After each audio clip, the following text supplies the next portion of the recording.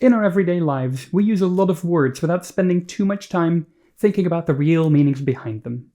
And that's good. That's the magic of language. It can carry a lot of complexity, centuries of depth and nuance, and all you need to remember is a bunch of letters in the hopefully correct order. That efficiency is also what makes it possible for language to, sometimes dangerously, slip ideas into our consciousness that we should spend a bit more time on.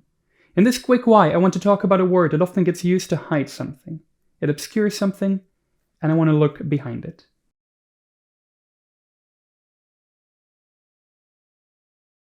Hi, I'm Very Robin, and this is a quick why about the word tolerance.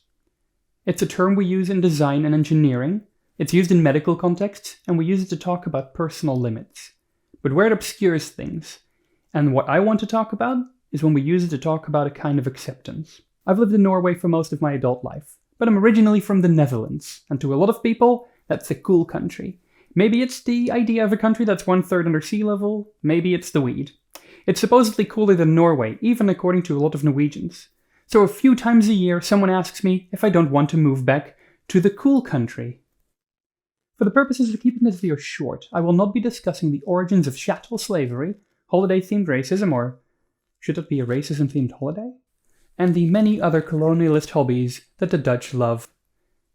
And people typically want me to explain why. Sometimes they even ask me, isn't it nicer there? Aren't the Dutch tolerant? Because they have sure marketed themselves with that. Isn't it grand of them that they tolerate you? That's typically the key to the answer that I want to give. I have to ask you a question in return. Is tolerance nice? Is it even positive? Is it anything to brag about? In engineering and design, tolerance is the small difference that allows something to work.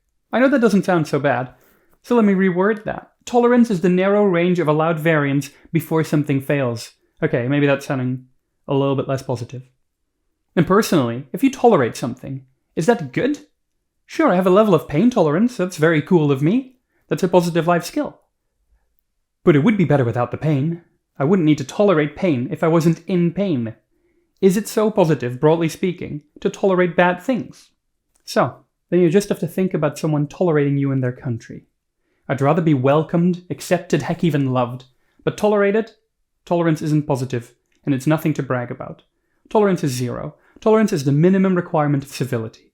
Tolerance is a necessary baseline for life experiences, but it's not special, and it's not a pure moral good.